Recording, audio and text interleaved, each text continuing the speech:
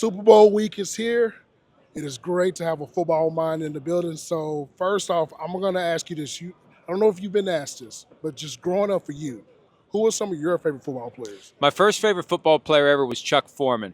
Do you Wow. remember Chuck I Foreman? know Chuck for me, yeah. Chuck Foreman from the University of Miami, first round pick of the Vikings in 1973. I grew up in Steelers country. I had to be different, though. Everybody said you got to be a Steelers fan. It's like, I don't want to be a Steelers fan. I want to find my own team. And I think because I like purple and I love Chuck Foreman, and then Fran Tarkenton was the next one. John Gilliam was a receiver back then, the Purple People Eaters. That was what set the hook for me in the early 70s growing up, not too far from Pittsburgh. And as a result, I've been waiting for a very long time, 48 years and counting, for the Vikings to make it back to this game. And at times, I think it won't happen while I'm still on the right side of the dirt. Yeah, because in '98 you probably thought with the 15-1. Don't remind me. 98, 2009. Yeah, yeah. There's six. They get criticized for losing 4 Super Bowls. They've lost 6 straight NFC championships since losing their last Wow. Super Bowl. Yeah. Wow. So okay, let's just say this. And I have little scars on my soul for every one of them. Well, as a Cowboy fan, I don't know if I have scars, but I may have passed away a few times and I've come back to life. But I got to ask you You this. got trophies, though. You got trophies. When you 10 don't have a trophy, it feels different. The problem with that is this. I was 10 years old the last time they won. And I actually went to that Super Bowl with my grandfather in Tempe. And that was the greatest, probably my greatest sports moment ever, I would say. But let's just say this. I walk up to you and I say, I don't know anything about Vikings history. And I ask you on the spot, a Mount Rushmore of the Minnesota Vikings. Oh, this is easy. It's Fran Tarkenton, Randy Moss, Alan Page, and I'd have to think about the fourth one. Maybe Carl Eller. Okay. Maybe, I'm thinking of their Hall of Famers. Maybe Ron Yeri. But it's definitely Moss, Tarkenton, and Page. But I'd really have to think about the fourth one. Justin Jefferson can get a spot on there. He's on his way to getting a spot on there. That is true. So Bud Grant, I guess. You'd have to put Bud Grant. Bud Grant, that makes Right, sense. You right. gotta, Yeah. yeah. So obviously we could be witnessing history if the Chiefs were to win, right? Three-peat. We've seen teams go through get to 2, then all of a sudden the third one doesn't go their way. Dallas lost the NFC Championship in '94 to the Niners, of course. Witnessing what you're saying right now from the Chiefs, just the way they are able to sort of just plug in guys throughout the years. It's almost like they subtract, maybe add, but they do a lot of subtracting, and they still find ways. You draft guys like Trent McDuffie. Chris Jones has become this unreal animal. What do you think about what the Chiefs have done as far as like being able to just be here 7 straight years of just like being either in the championship game or the Super Bowl? Well, it helps when you identified during the 2017 draft that one of the best quarterbacks potentially in NFL history is in position to be taken. And Andy Reid loved him. Sean Payton loved him. Mike McCarthy loved him, but Mike McCarthy wasn't in a position to try to get him. And as it turned out, the Chiefs cut the line in front of the Saints before the Saints could get Patrick Mahomes. That becomes the foundation that you build around. And the Chiefs were already a good team. They were consistently in the playoffs. They just weren't able to get over the hump because they believed Alex Smith couldn't get them over the hump. So, the NFL is set up for every team to have a fair shot. Yep. But as we've seen over the years, there are plenty of teams that can't figure out how to get their shoes tied. Wow. And then there's that handful of teams that have cracked the code. And they know how to draft and develop. They know when to move on from a player. They know how to replace a player in free agency. They know how to rush into free agency to make a big headline right out of the gates and pay too much. They'll let it breathe. They'll let it float. And then they'll get a guy for a lower valued contract. And they get better overall value.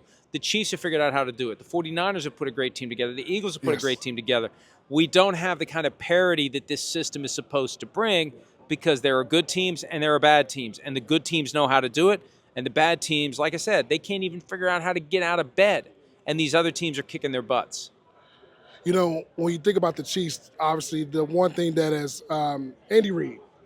When we talk about all-time coaches and just different things, obviously Belichick gets talked about, Chuck Knowles or Tom Landry's. I feel like in this situation, man, Andy Reid, he's already in my top 5 for me. But boy, winning a three-peat. What do you see the legacy of Andy Reid? Because this guy was a guy that, when he was in the NFC with the Eagles, he was competing every, 6 NFC championships, went to a Super Bowl, they lost, of course. But now this guy is just walking into the Super Bowl. He is winning. What does his legacy look like in the event that the Chiefs were to win? Well, And the book is still going to have more chapters because he's going to be coaching and he's still got Patrick Mahomes.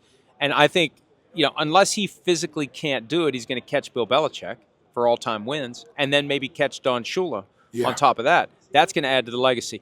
I think for one game, winner take all, I would want Bill Belichick because he'll get the team ready with a unique game plan on both sides of the ball that's aimed at the strengths and weaknesses, the tendencies and tells, the likes and dislikes of the team that he's facing. But over the course of time, a year in and year out grind, one thing about the Chiefs, you don't get the sense that there's an emotional and mental toll. No burnout. Right. Yeah. And with the Patriots, they had fun 3 days out of the year.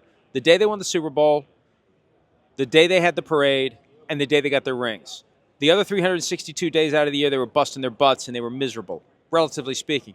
The Chiefs aren't affected by that. The Chiefs just keep rolling. The Chiefs just keep going. It's sustainable. For the Patriots, and hey, the Patriots had 3. They had a 10-year break, and they had 3 more.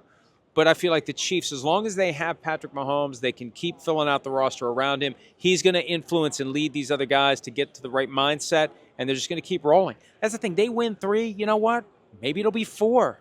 Maybe they won't stop. I don't think Patrick Mahomes is going to lose his motivation until he gets to 8, and he's the guy who's won the most. And then the question becomes, will he get to 9? Will he get to 10? How far is he going to take that bar to the point where there may be never anyone that has a chance to surpass it? And you're right about the attrition thing because that usually happens where teams, you start to see it and the team won 15 games. The message gets old, guys get weary, but they just, but look, people change as they get older. I remember, you hear about the 18 to 35 demographic. It's like, what's that mean? Well, when I turned 35, I knew what it meant because stuff that I cared about when I was under 35, I don't care about anymore. So as he gets older, his priorities might change. There was a time not that long ago, his mother suggested that as his kids get older, he might decide to step aside earlier. And people went crazy, but, as you age, you change. You think of things differently. That's the one factor that could maybe get him to step off before his physical skills would diminish. I love it. Last question for me. So, obviously being a Cowboy fan and covering the Dallas Cowboys, the news was brought up. Brian Schottenheimer, head coach. What was your initial reaction to that? And how do you feel about that for the Dallas Cowboys going forward? Well, my initial reaction was Dak Prescott wants continuity, and Dak Prescott's contract ties him to the team for the next 4 years. He wanted Mike McCarthy. I believe they lowballed Mike McCarthy with a very short-term deal. Yes. He wanted a longer-term deal. It fell apart before they even got to the point where they were figuring out numbers. They wanted – because Jerry Jones doesn't want to pay coaches to not work. For as much money as he has, he still is cheap. And I think some people, they could have all the money in the world and they'd still be cheap. Yeah. So with McCarthy out, there's 2 natural choices to be the next coach. Kellen Moore, who had been offensive coordinator. Yes. Or Brian Schottenheimer, who is offensive coordinator. So it ends up going to Schottenheimer. Why? They got him cheaper. True. Right? Kellen Moore is in play for the Saints job. They probably would have had to spend more money to get him. So they keep Schottenheimer. They get their continuity. And the fact that they leaked it and announced it at 9:45 p.m. Eastern on a Friday tells you exactly what they think the reaction will be. And they were right. They know how to Bigfoot a news cycle. If they were proud of this move, they would have announced it during the Eagles-Commanders NFC Championship and sucked all the oxygen out of the room. They wanted no one to notice. And then that press conference from last Monday, it was laughable, but it was predictable. They know it's not an inspiring hire, and they know they're doing what they have to do to keep Dak Prescott happy. There you go. And it'll be Schottenheimer for a couple of years, and then they'll go in a different direction. I love it. Well, Mike, I appreciate the time. If you can, we all know, but just for the people that don't know, where can they find you? ProFootballTalk.com, PFT Live on Peacock, weekday morning, 7 to 9 Eastern. We're also on Sirius XM 85 podcast, where you get your podcast. And during football season, Football Night in America, every Sunday night in advance of the Sunday night football game. Love it. Appreciate the time. Go Vikings, right? That's one of these days before I die.